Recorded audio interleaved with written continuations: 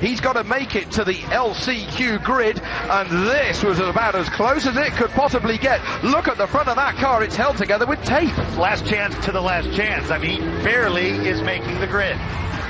And this is what happened. He hit the back of Ken Block in turn 2 of his heat. Look at the whole front of that car, completely stoved in, and he took the option to not continue and pull into the pits to give his Andretti Rallycross guys the best amount of time to get it all sorted. Later on in the heat that we've just seen, this was the yellow VW Polo of Tanner Faust, just narrowly missing the back of Austin Dine and hitting the tyre wall. He was lucky to get away with less damage. It was some rough heats for that Volkswagen crew. Millen has gone through with Lassick and Sandell, guaranteeing themselves a place in the final, together with Austin Dine, PK Jr. and Faust. The winners so far have been Miller and Dine.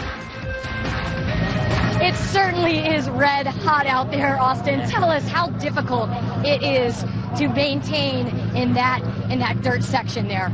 That was really hard, especially with Isaacson blocking that area. I tagged him a few times. It's just so loose out there. They just water the dirt so much. But I'm just amped that this team works harder than any other team in the paddock. We're in a car that hasn't been developed in 4 years. It's been falling apart, and they've been fixing it about 10 times this weekend, fixing the engine. And to win a semifinal like that's like a win for us. Now we just get to have some fun, try to get the car working. The power steering went out. Well, he's heading to the final again. The fourth, one of 4 to make it to the final this season. In the meantime, we are on the grid, and this is the Royal Purple grid. We've got Johnny Weeman on the left-hand side. He's on the pole position together with Ken Block in the middle and Steve Arpin on the right-hand side. It's Fords all across the front. Then on row 2, we have got Sverre Isaacson, Scott Speed with that repaired car, and Pat Morrow with his Chevy. In the car for some time. And you were talking about the heat earlier, Tommy, but I cannot imagine what it's like when you kit it out with all your stuff inside the car with no windows open. Well, these cars have all raced, so everything's hot. Transmission, the oil, the fluids, and that is all just percolating up through the cars while they wait for the green. 10-second board at the front of the grid. I remind you, it's a little bit shorter than the heats at only 4 laps, but the top 4 of these 7 will progress. Listen to the noise as they get underway and charge down to the first corner. Weeman's surely going to go right. Block cuts across his nose. Weeman goes through together with Block, who leads. Ken Block with 43. The YouTube sensation hits the front as he is stomping on the brakes into turn 2 from Weeman, from Isaacson, from Gilmore from the back of the grid. What a great start she's done. And so that next group of cars with Speed and Arpin did not take the Joker, so that's the real battle. You see Speed slide in front of Arpin, and he's going to try to get close enough to Emma Gilmore that he can play the Joker and get around into that last transfer spot. They go off the dirt. It's about 30% dirt around this mile-long circuit on the infield of Daytona International Speedway, back onto the asphalt. Now it suits some people like Scott Speed. He's always had his racing career on asphalt. Yeah, but he's taken these Global Rallycross cars quite well. He won his very first outing last year, first time ever in one of these cars, only 2-time winner this year, and he does do better on the paved sections. Really, really smooth and a lot of finesse, but obviously he's able to keep pace in the dirt stuff as well. He is all over Emma Gilmore. Rushing past that camera on the edge of pit wall there. Ken Block rushed past at 124 miles an hour. He was a clear 4 miles an hour quicker than everybody else in practice and qualifying yesterday. So it's still Block that leads, from Weeman in second place. Isaacson in third, and Arpin is in fourth. He will go through. So Arpin used his Joker there, and it was critical that Speed get around Emma Gilmore, which he did. Still has his Joker in play, but he's got to suck up now to the back of Steve Arpin to try to get into that last spot. There's Speed. This is the battle right here between these two guys for the last transfer spot in the last chance qualifier. Now we are on board with Scott Speed. We're in fifth to get ahead of that Ford Fiesta. Here we go for the Joker. This should surely work for Speed. And this is critical. This is second and third in the championship. So you see how much time the Joker, a little bit bigger time difference this weekend. So now he's in front. Now Arpin is third in points, but faced with maybe, not, unless the car in front of him has trouble, not making it into the final. Well, it's boiling hot here in Florida at the moment, but when you're going through that dust, it's like you're racing in the wet. There's so much spray. And they were surprised that the sandy soil would also have dust. You would think it'd be one or the other. and that's really kicked up into their eyes. It's battering the front of their cars. I hope that the cooling is going to be okay for the front of that VW Polo, and that it doesn't get itself too hot for Scott Speed. Meanwhile, Ken Block, let us not forget that he is leading this race, and he is way out in front. Well, I say way out in front. He's been chased down by Johnny Weeman there as they go past our camera at 124 miles an hour. There is Isaacson, there is Speed with the Subaru and the Polo respectively. Hard on the brakes is Isaacson. Doesn't look as steady on the brakes as many other cars, that Subaru. It's had a bit of a battering so far this weekend. And look at that 7-Up Volkswagen Polo. That car looks like it's been through a war. We're not even in the final yet. Last lap being started. They've seen the white flag. Oh, this is close. Will Scott Speed get the undercut as Isaacson has a tighter corner to do? Theirs is going to be very close indeed as Block leaps over the top of the jump. And in the background, Isaacson still holds third position, but Scott Speed is in real trouble because he has got Steve Arpin right up behind him. There it is.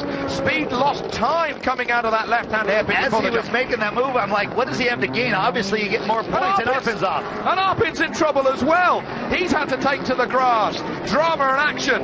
And still, Weeman is battling to try and see if he can get ahead of Ken Block. As we've got half a lap to go here in this last chance qualifier. It's quick. Oh, Block is nearly off as he comes past our commentary position. He was nearly drifting it too fast. In the meantime, Arpin is out, but in the meantime, it's going to be the checkered flag that he's going to get taken by Ken Block. What a brilliant race, battling with Weeman right until the line. Issa gets third, Scott Speed gets fourth position right at the checker. Fifth is for Emma Gilmore. Goodness me, what a massive moment Ken Block was having, but no, and such bad luck for Steve Arpin. That's a big retirement, Tommy. He's third in the title chase. Well, and I'd like to see some replays to find out. He and Scott Speed were in very close proximity before the camera cut away to the leaders, and so it'd be interesting to see if there was contact between those two, and if maybe there's going to be any sort of official review. Ken Block will go through to the final here at Daytona together with Johnny Weeman, Sverre Isaacson and Scott Speed. It's going to be a cracker of a final. Now the Red Bull Global Rallycross final is looking. Scott, you barely made it into the final. How confident were you heading into the LCQ that you get to the final? Yeah, I got plenty of confidence in what we can control. We've been the fastest car here again this weekend, but I don't have any confidence in what everyone else does. You know, I can't control when you get wrecked and when stuff happens outside of control, and that seems to be a lot this year. So just keep doing what we're doing. Car gonna make it? We'll see. It made that one, so it's obviously not 100%, but it'll make it. Not 100%, guys, but he is going into the final. Back to you. And in that final, we will see if Nelson Piquet Jr. will keep a hold on his Global Rallycross Championship lead. He's the son of a three-time Formula One world champion. His father, Nelson Piquet, won the title in 81, 83 and 87. So how did Junior get into racing? Well, in the beginning, you know, I lived in Europe with my mom, and when they both decided for me to go to Brazil, that's where I got introduced to go-kart. So I was about 8 years old. I just wanted to drive, and that's where my father saw the passion in me. It was not because of the family heritage or, you know, the whole family history. It's more, oh, the kid doesn't want to get out of the go-kart, he wants to drive the whole day. Well, obviously, because my father was the experience he has, you know, he could help me a lot. Always in the first few steps of something new, he was always really close, and then he kind of let me go, and I did my own thing. It helped me to mature, and, you know, I ended up going to England when I was 16 and won the British F3 Championship when I was 17. I think me and a few other drivers, we've had a background where we play a little bit safer, you know, and that's paid off. You know, we haven't won a race, but we are doing the points by quite a good margin. So are we here to win a race or win a championship? We're here to win a championship. That's scoring as many points as we can, being as consistent as we can every weekend. Ford obviously supplied us with a great car. That's why we're leading the championship. Races are very hard. You know, it's very demanding on the car because of the jumps, with the temperature, and I know the Fiesta is going to be good for the whole race. We can push from beginning to the end, and we haven't had any issues till now, so that's been very important for me. The finals are coming up soon.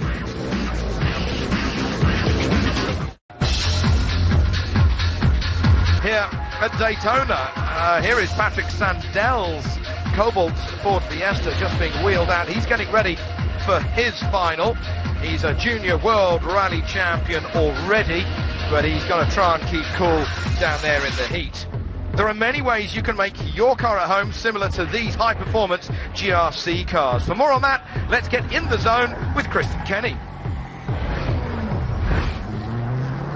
Race cars use high-performance spark plugs like these that stand up under extreme conditions. They're vital to a car's performance, and the first thing mechanics check when the engine isn't performing at its best. Even street cars at home need to change the spark plugs every couple of years, because if they aren't working properly, that could cause on the ignition system, and that isn't good. So these spark plugs you see that our mechanics use, you can use on your car at home. It's a good thing to stay on top of. It's easy, and while you're at it, make sure to check the wires as well.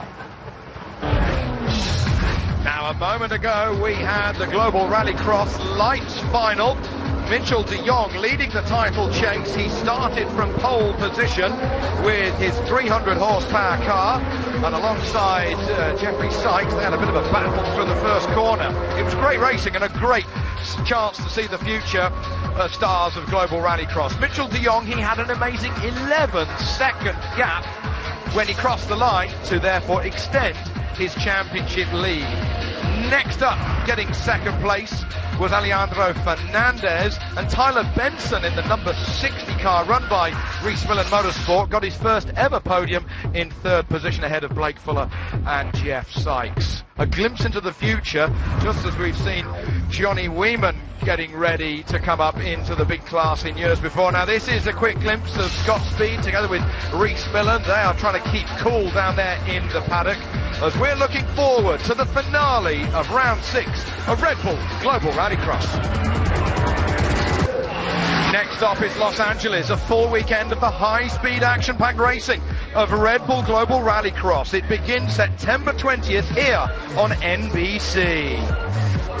Here at Daytona, we're in the middle of a heat wave, but the fans have tried to keep cool out there in the grandstands as they've been waiting patiently for the start of this Rallycross final.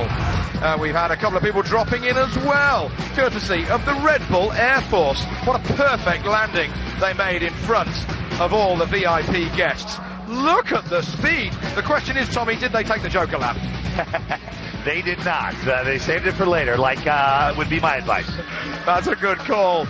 And they got a big round of applause. Meanwhile, we're on the royal purple grid for the final. On the front row, on the pole position is Reese Millen with Austin Dine and then Bucky Lassick. 3 different types of car make up the front row.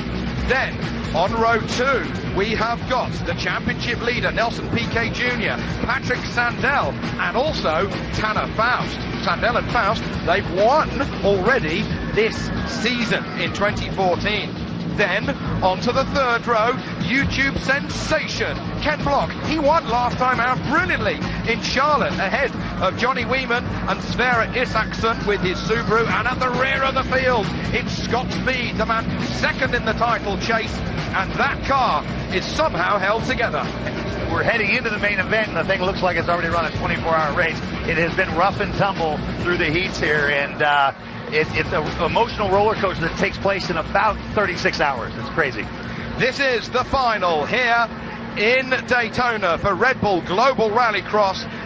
Round 6 of 10. We're riding on board with Scott Speed. Now we're alongside Austin Dine. He's in the middle of the front row. To his right-hand side is Reese Millen. To his left is Bucky Lassick. Millen's car has been so strong throughout this weekend. Will it work? Over 8 laps. We're underway.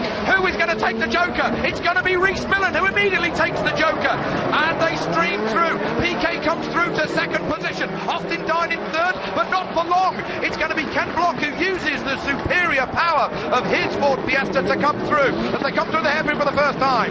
Patrick Sandell got turned on the straightaway, just narrowly missed the gantry that was holding up the finish line. Interesting to say that brings it, and more chaos behind. Lassick gets jostled around.